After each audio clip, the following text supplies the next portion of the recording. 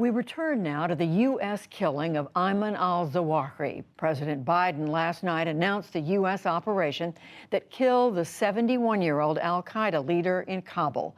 Nick Schifrin reports on Zawahiri's background and where this leaves Al-Qaeda and the Taliban that harbored him.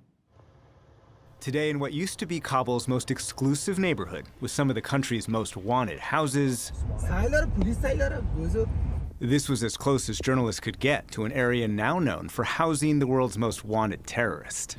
In the heart of the capital on Sunday morning, a CIA drone launched 2 Hellfire missiles that U.S. officials say destroyed the patio where Ayman al-Zawahiri was standing. These photos, taken by a neighbor of the house that U.S. officials say Zawahiri's family moved to this year. The intelligence community built a model of the house, kept in a box in front of President Biden during a key meeting last month, before he authorized the strike on Al-Qaeda's leader. For 3 decades, Ayman al-Zawahiri provided Al-Qaeda's organizational and inspirational backbone. He never had Osama bin Laden's wealth or charisma, but he gave bin Laden the vision of targeting not only what they consider pro-Western Muslims, but what they called the far enemy, the U.S. That led to the 1998 East Africa embassy bombings, the 2000 attack on the USS Cole in Yemen, and 9/11. What Osama bin Laden and Zawahiri did was really internationalizing the idea of jihad instead of focusing on local enemies. Hassan Hassan is a longtime terrorism analyst and the editor-in-chief of New Lines magazine. He says Zawahiri came a long way from this upper-middle-class Cairo neighborhood where he grew up and trained to be a medical doctor. But he was radicalized young, and in 1981, his organization Jihad Group participated in the assassination of then-President Anwar Sadat. He was arrested and held in a cage, then 31 years old. We are Muslims. Zawahiri vowed to make an Islamic state and claimed he was tortured. They kicked us, they beat us, they whipped us with the electric cable. الاقتصادي والعسكري. Decades later, as head of Al-Qaeda, U.S. officials say he was no longer involved in day-to-day planning, but he continued to call for more attacks on the U.S., calls that Hassan says went unheeded. For many years, I think Zawahiri and Zawahiri's messages never resonated on the ground. I think his greatest achievement over the past 10 years, since he took over Al-Qaeda in 2011 after the killing of Osama bin Laden, was really to stay alive. He lost control over the 2 biggest branches of Al-Qaeda in Iraq and Syria. What's next for Al-Qaeda?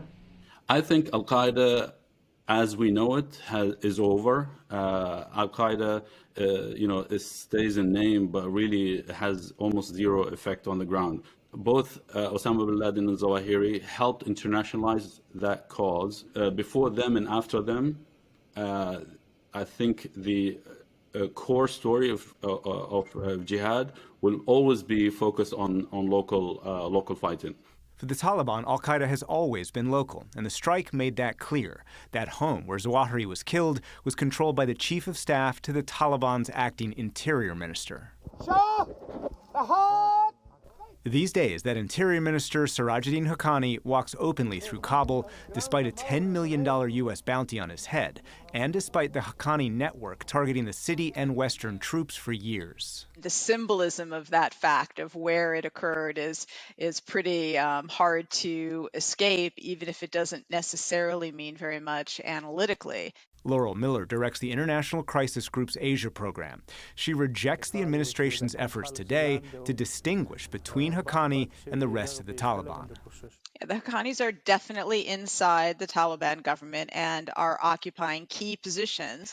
There are reports of differences of view, including over the issue of girls' education. But again, differences of view don't necessarily mean that there are going to be some kind of splits within the organization that are going to fracture it and are going to weaken its grip on power. And the Taliban's providing Zawahiri safe haven could further slow already glacial Western movement toward normalization.